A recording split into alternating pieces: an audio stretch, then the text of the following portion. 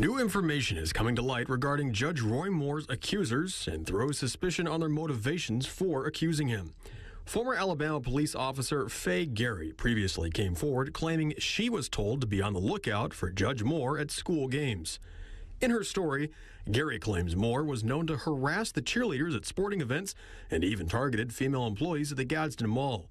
Our own research revealed no truth behind the claims against Moore at the mall. In fact, when we spoke to mall employees, no one there even knew anything about it. But new evidence has emerged and suggests that Faye Gary has a personal axe to grind with Roy Moore. While Gary claims to have been a police officer in the city of Gadsden, she also has a number of close ties to the underground world of the illicit drug business. One America News researched the case and found that in 2008, her son Cordero Gary was arrested for distributing drugs. But before he could ever make it to trial, he was shot and killed. Her other son, Tracy Jones, is now in a federal prison for distributing cocaine. And while Gary was supposedly working for law enforcement, those who knew her say they had to keep a tight lip when she was around. Apparently, Gary was well known for leaking information about police and drug enforcement activities to her drug-dealing family. Matters get even more personal when her brother, Jimmy Wright, comes into the picture. Wright was also big in the drug business and was arrested for distributing controlled substances back in 1981. The prosecutor for that case? Roy Moore. Not only that, but Moore would go on to make another potentially powerful enemy out of Richard Hagdorn, a criminal and convicted drug dealer who was caught with over 2 pounds of cocaine. When Hagdorn got out of prison, he came before Judge Moore on contempt charges because he owed back alimony and child support.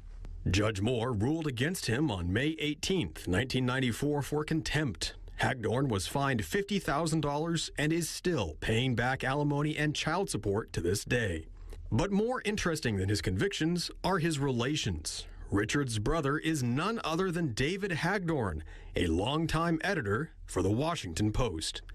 The same Post that broke the story about Moore's alleged involvement with underage girls nearly 40 years ago. It's not clear what the connection could be between Hagdorn and the publication of the sexual allegations, but it's a coincidence that, along with the unlikely timing of the accusations, throws the entire case into question. Faye Gary's testimony also begs the question, if she knew about Roy Moore's alleged behavior all these years, why not come forward sooner? After all, she wasn't personally a victim, and her statements, if true, could have spared other girls from a supposed sexual predator. This latest evidence sheds new light on the mainstream media's portrayal of Faye Gary as a brave informant standing up for women's rights. In reality, Gary is a far left-wing activist with suspiciously close connections to illegal drug dealers and what appears to be a vendetta to get revenge against Roy Moore. Well, as the media frenzy attacking Senate candidate Roy Moore heats up, some of the facts in the case are seemingly falling apart. One America's Pearson Sharp has more. According to the Washington Post and the mainstream media, the case against Judge Roy Moore is all wrapped up. Moore, a Republican Senate candidate in Alabama, has been accused of sexual misconduct with several teenage girls back in the late 1970s.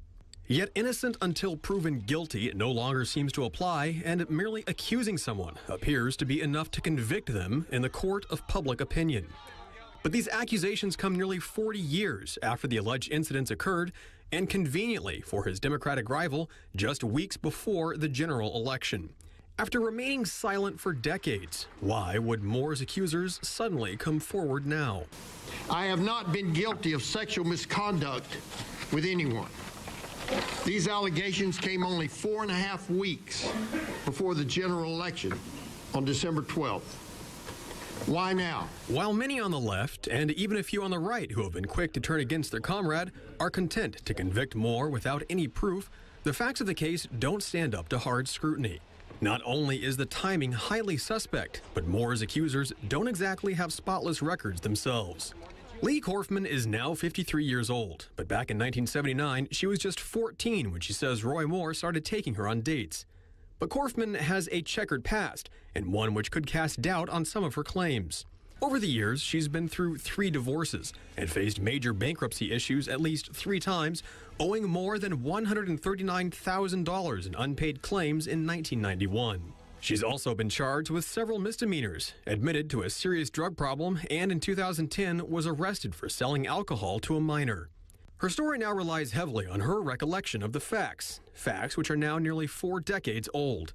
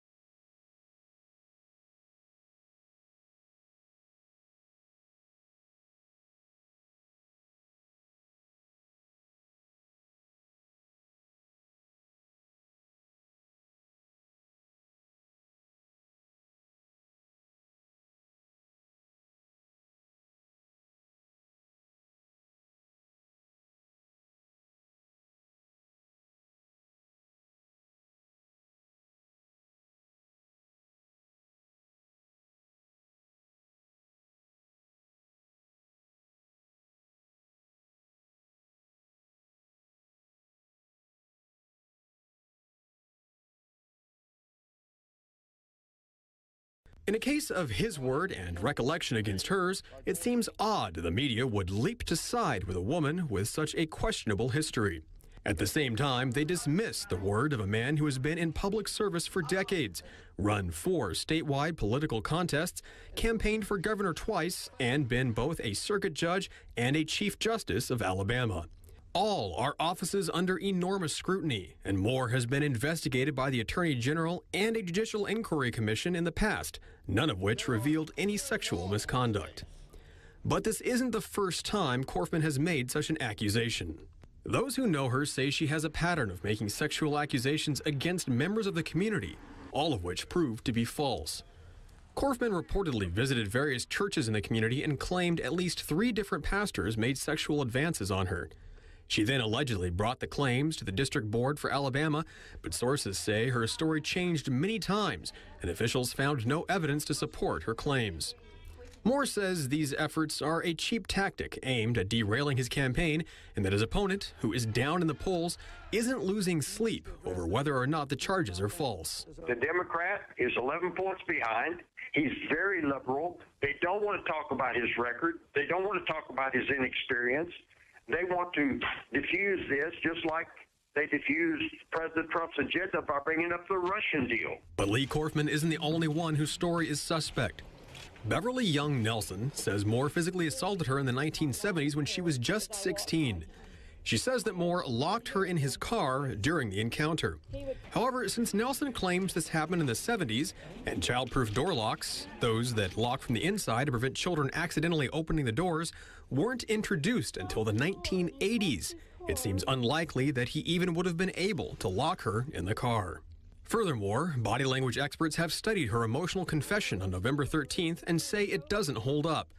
Analysts found that Nelson's eye movements reveal she rehearsed her speech and was coached in how to present her story, saying her body language isn't natural or consistent with someone telling the truth. Finally, Nelson uses her high school yearbook as evidence of her claims, offering up an alleged entry and signature from Roy Moore, who she says called her beautiful and was very flirtatious. However, analysis from journalist and author Thomas Wichter clearly shows that Moore's signature in the book is inconsistent with his current signature, suggesting a forgery.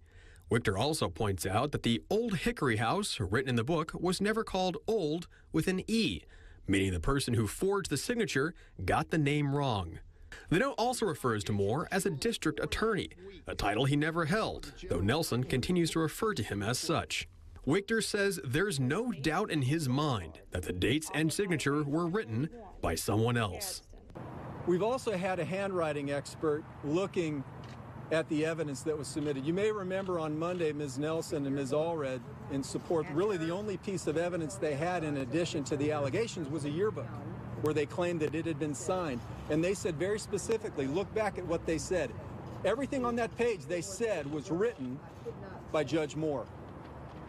Now, Judge Moore not only has denied everything she said before, but now flatly denies that. After Judge Moore's signature, it has the initials capital D period, A period. Remember I told you about that 99 divorce action?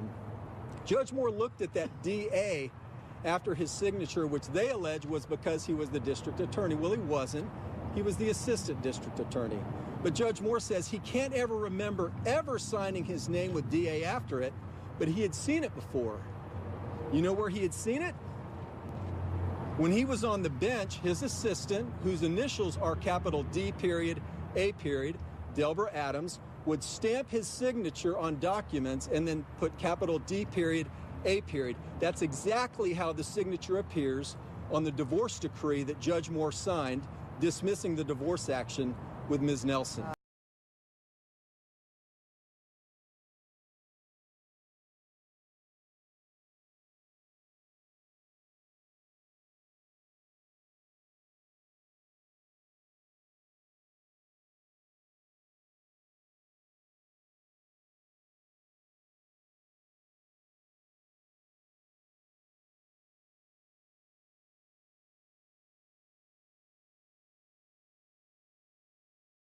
These facts certainly cast doubt on both Korfman's and Nelson's version of events. Residents in Moore's community agree and say they're ashamed of their party for jumping ship. I really am upset at my own party for condemning him so quickly, even with the president. He had some trouble too, and he's turned around and tried to condemn Roy Moore to step down. This is about the balance of the Senate, and the people in this state know what it's about, and they see through things like this. Other locals feel the same and say they aren't buying the rhetoric. When interviewed, many residents explained they've known Moore for years and don't believe that he's capable of committing these acts. If it was me, if somebody done me wrong, I would go ahead when the event took place, I would say something then. Why would I wait 30 years? Or 10 years, whatever. But it's politics, a lot of it. From what I've heard about his background, I guess I just didn't see him being that way. Right now there's a lot of accusations being made against a lot of people, so I just wonder if it's, maybe those are just the times we're in right now. Even community leaders say they're skeptical that Moore could have been involved with these women. I've known him for 25 years, and he's always been a man of character, integrity, and honor, and there's nothing in those 25 years that I've seen that would challenge that. And so that's all I can go by. And just like one of you, if I'd known you for 25 years and somebody said something adverse or something bad about you and you said no, then I'd have to believe you if you never give me a reason not to, and he hasn't. Others say they think the stories are just a diversion from the campaign, as Moore's Democratic rival is well behind in the polls. I don't believe them at all. I believe this is Doug Jones, some of his doings, I just don't believe Roy Moore did that.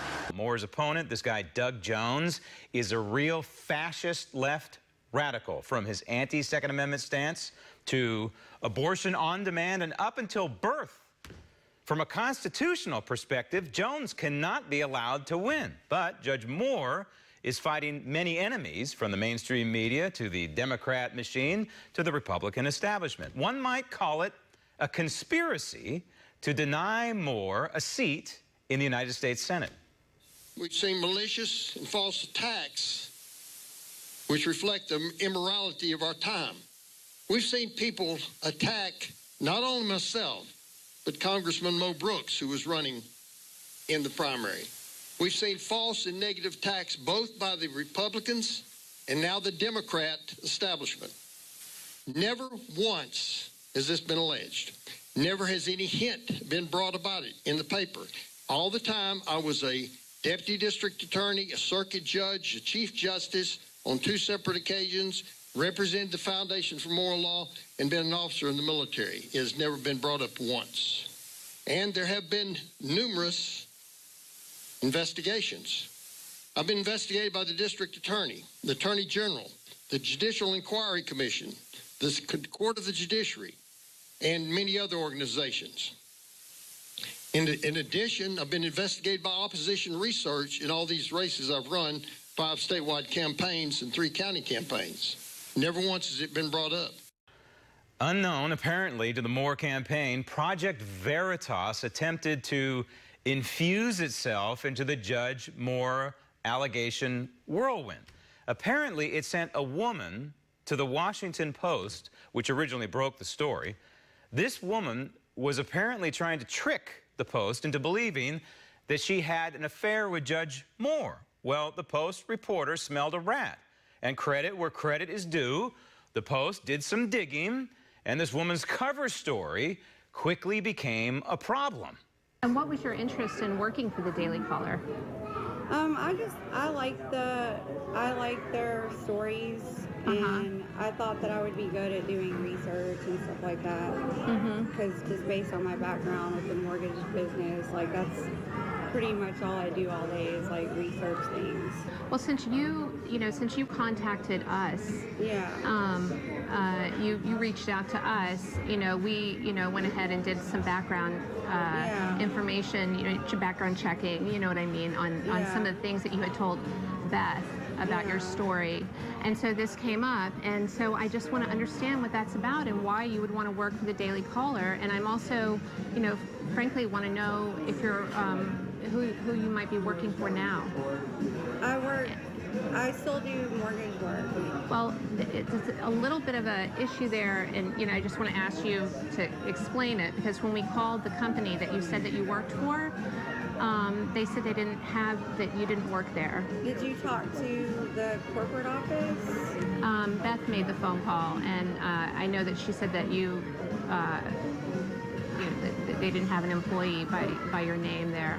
I mean, I think I probably just want to cancel and not go through with it at this point. Okay. And do you want to explain any more about how it was that how you came to call us and? No, I just saw an article I saw that article that was posted, and that's how I reached out to Beth. And are you in contact with other people? Are you in contact with the Roy Moore campaign, or Steve Bannon, or Breitbart, or? Not at all. So did do you still have an interest in, as this says,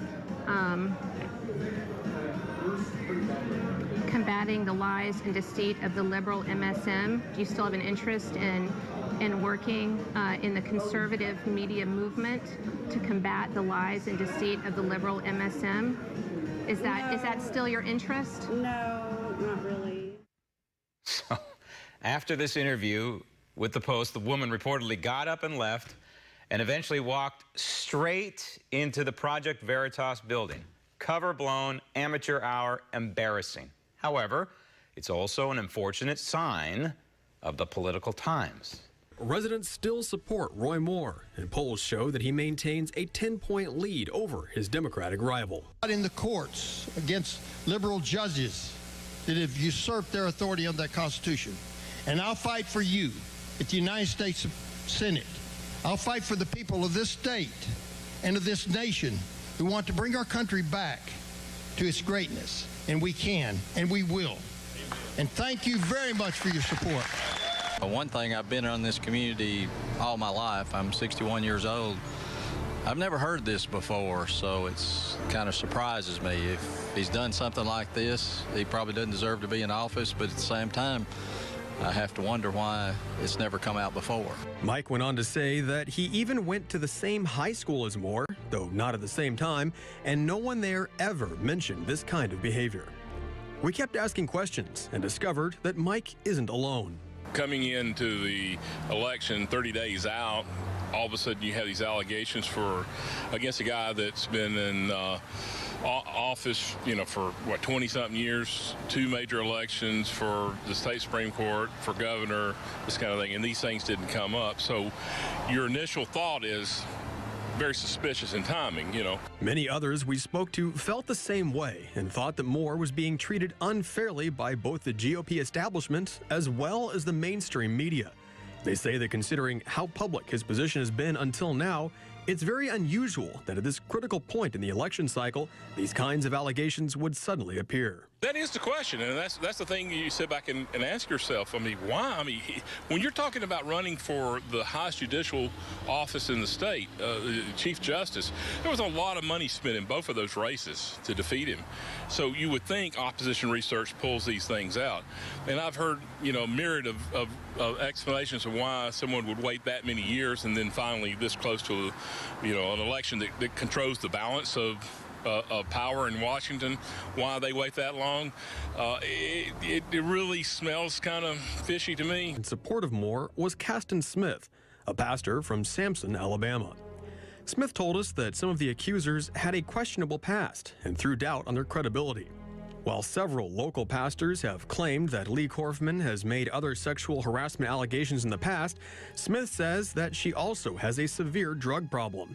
This is something Korfman has even admitted herself, and Smith claims that she is addicted to painkillers, among other drugs, including heroin.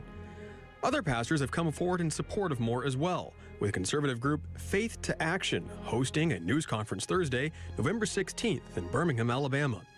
Speakers included many local and out-of-state pastors, as well as Dr. Alan Keyes, who praised Moore for his sterling character. This characterizes Judge Roy Moore.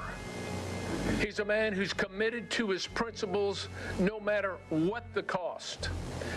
That's why we need an uncompromising man who's unswerving in his principles to uphold the Constitution and his Christian values. We need someone in the Senate who's got that same mettle, that same strength of character to stand up against the swamp, to stand up against the establishment, and that man is Judge Roy Moore. Friends, I know the man, and he is a man of character.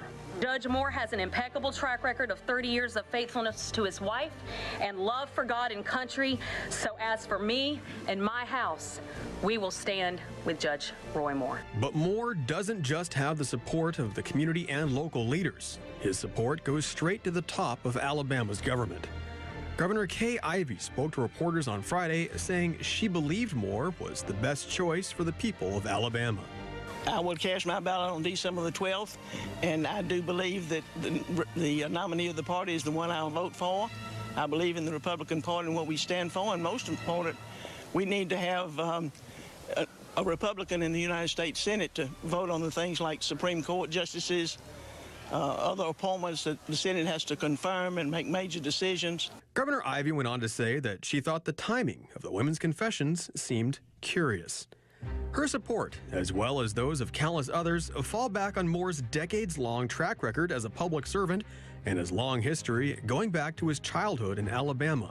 Born in 1947 and raised in Gadsden, Moore attended services every Sunday at Gallant Baptist Church. He finished high school in 1965 and went on to West Point Military Academy, graduating in 1969.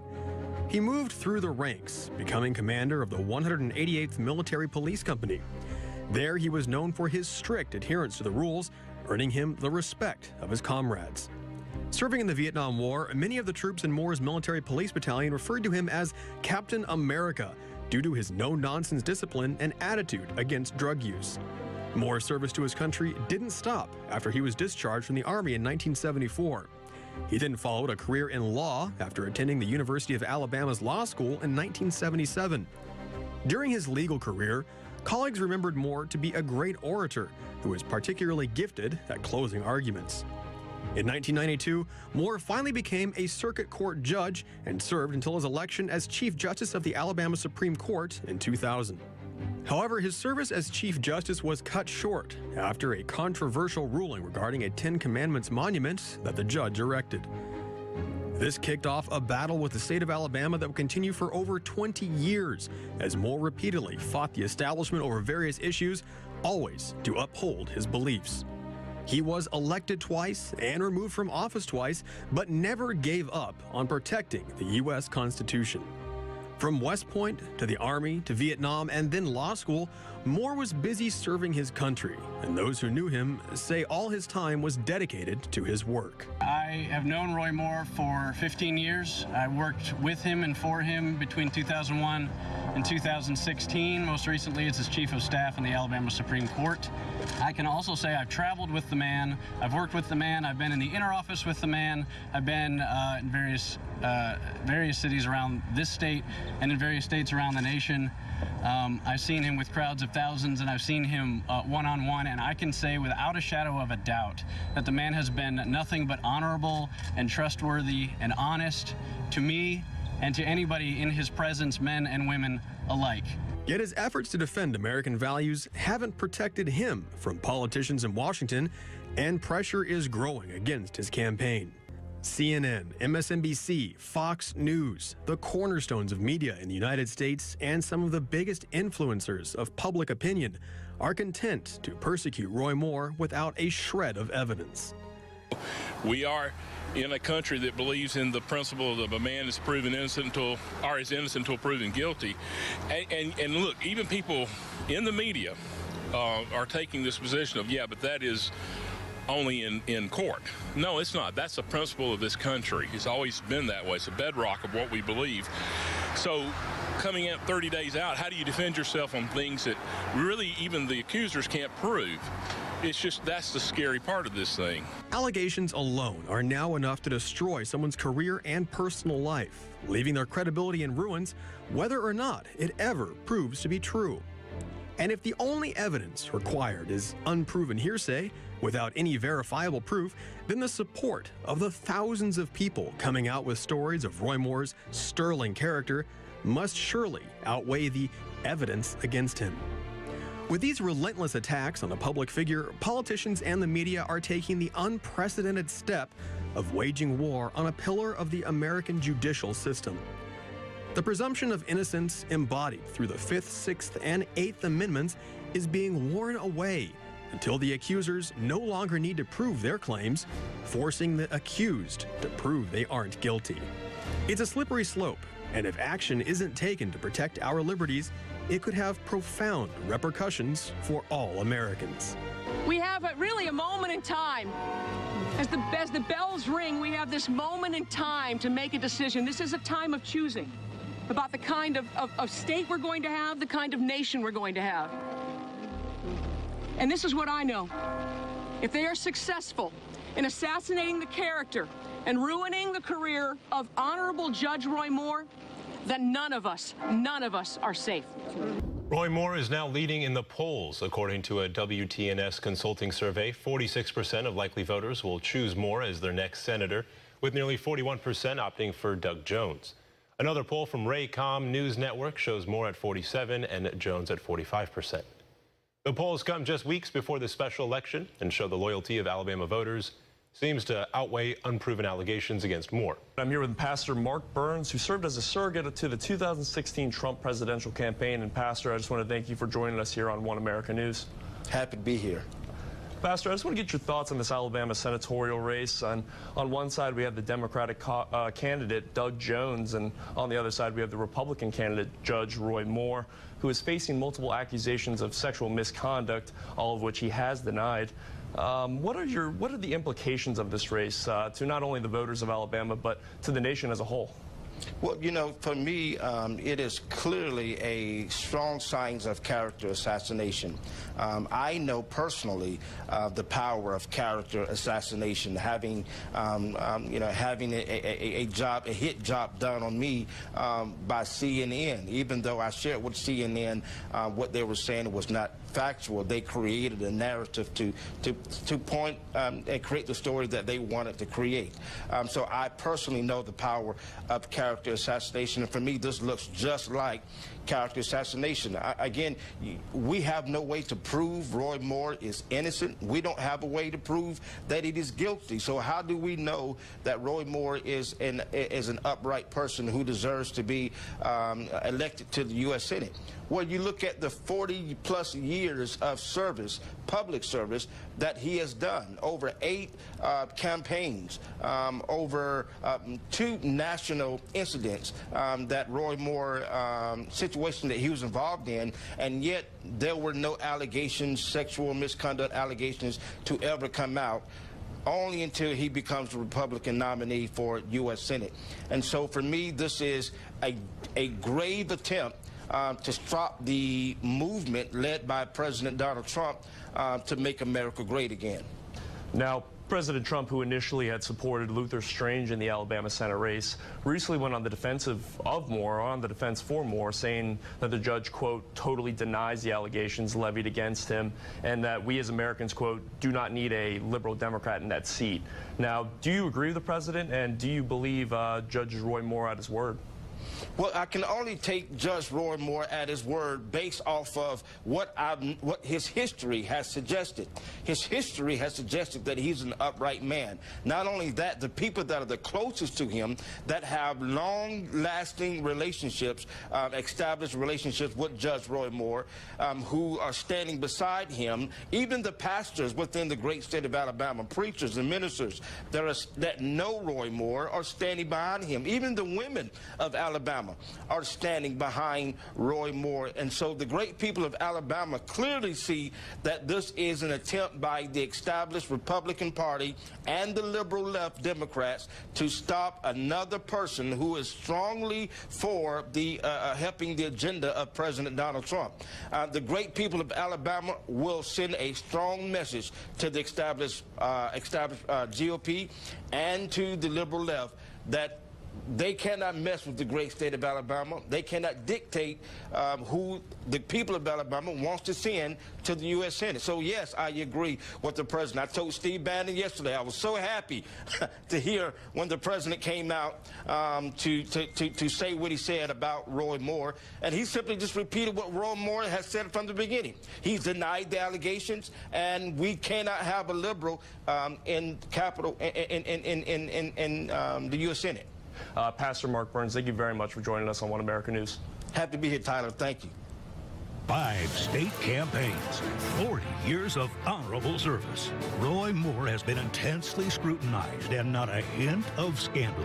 But 4 weeks before the election, false allegations, a scheme by liberal elites and the Republican establishment to protect their big government trough. But we know a vote for Roy Moore means conservative judges, tax cuts, and rebuilding the military. Roy Moore, right choice.